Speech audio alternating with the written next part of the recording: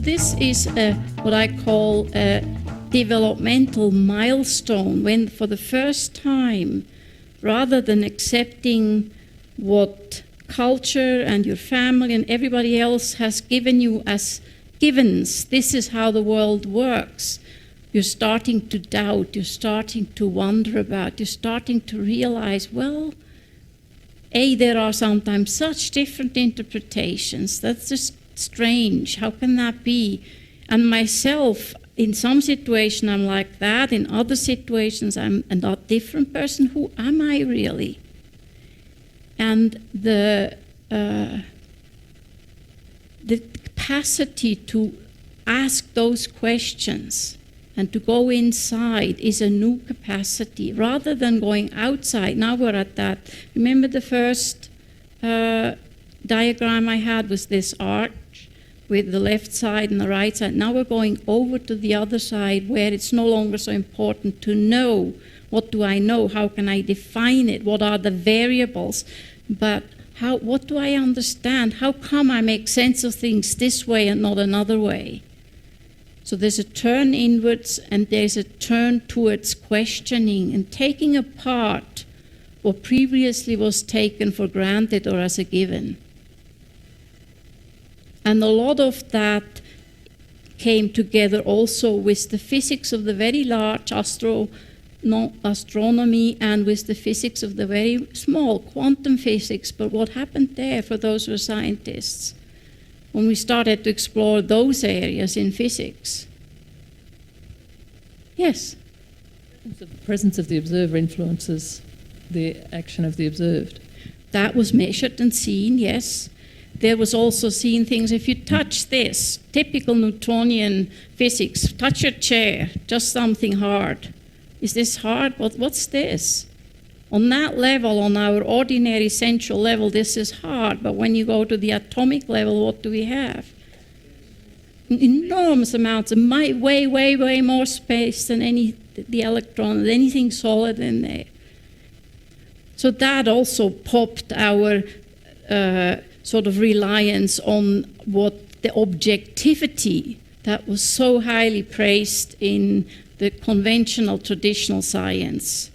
This doubt that there is actually ever objectivity.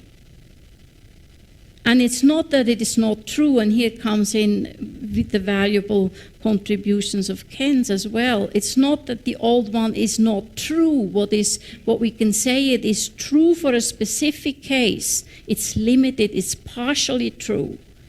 Newtonian physics still works. You can do the experiments with rolling a ball down an incline every single time and get the same result. Still counts, still true, but it's not the whole truth. And the shift from conventional to post-conventional is that realization. The next stage, and this is the visual representation of the diagram of it, is the person can again take another step away and now look at the whole self system. The way I was when I was a child, the way I am now, and I can imagine the way I will be in the future. And because I can do that, and I can also realize in some ways that I'm so many different people. And there is often a suffering included for what we call the individualist stage, in the sense of not knowing anymore what's correct, and knowing there may be never a way out how I can determine that, and that can be very unsettling. And there are basically two solutions to that, and spiral dynamics looks at one of them. It's the green, the reaching out to others, because I realized that my truth is just my truth, my opinion. Yours, your voice and your opinion is just as important, and we have to listen to everybody.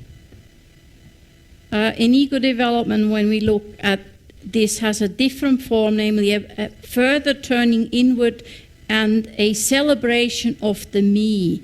I am the way I am. I'm just going to enjoy. That's the only reality I know, is my own being. What I experience, that I can rely on. Nothing else holds. So that has a different flavor. It is not necessarily so communal. but on the contrary, very individualistic. And to me, again, like the self-protective and the opportunist, it's just two sides of the same place, cognitive place. And in the best of all senses, there's a real celebration of one's uniqueness. And when you look at the test, again, I will actually have you look at some sentences. You will see there, for the first time, you have a sense, this is a unique person. I may know this person, because they're self-revealing. They're celebrating their uniqueness. Whereas if you look at sentences from the earlier stages, it's more like a type. I can't say that much about the person as an individual. I can say, yeah, they're an achiever, but I don't know who they are individually. Here this starts, and the later the stage, the more you have the sense of, even just reading a few sentences, this is a person, a coherent, unique person that reveals him or herself to you. And of course, because truth cannot be found, it's always a pendulum. First, the truth absolutely can be found. We just don't, maybe not yet. We just need the right tools. We need the right methods. Here, the sense is, oh my God, there is really no place to stand on. And in sort of the university setting, the postmodernism, if you've heard of that, is precisely that position. There is no way, no place to stand for that's any better than any other. So the energy is often in just tearing down whatever has been created, because we know those boundaries are artificial. So let's deconstruct everything. And the sadness of that position is, it doesn't understand its own contradiction. Because if I claim there is no place to stand on, what is that? That is in itself a stance, a place I take. And interestingly enough, that is usually something that's one of the limits of the postmodern mind, that it does not recognize that self-contradiction. And in sort of the negative outcome, you can be an individualist and celebrate your uniqueness and say, I'm just going, what's the expression in English, following my own drummer, and be totally energized and happy about that and not care about the conventions and all of that. Or in a sadder case, you can become cynical or even nihilistic. And every stage has its different expressions and its range of whether it's a positive expression of it or more negative. And I wouldn't even say it's necessarily pathological. It's just the way the person can survive. The map they have can be that cynicism is what keeps me alive, or keeps me being able to stand this total uncertainty within myself. But there is confusion, and there's books about that, feeling like you're a tribe. There are so many voices in you, and you can use all of them. That can be energizing or can be confusing, either way. Yes? You have early vision logic at the bottom of that. Yes. Could you explain that, please? It is when you just do a parallel to Ken's theory. This stage corresponds to his early vision logic.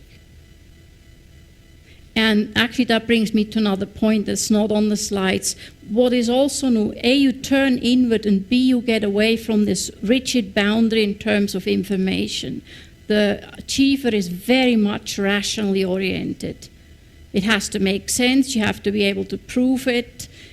Whereas with this turning inward, suddenly other sources of information become important again. Intuition, dreams. My body gives me feedback. All of that can now also be taken as information towards whatever action I'm going to take. Not just the rational deliberation. Not just what makes sense, but also how I feel. My felt sense of things or another person.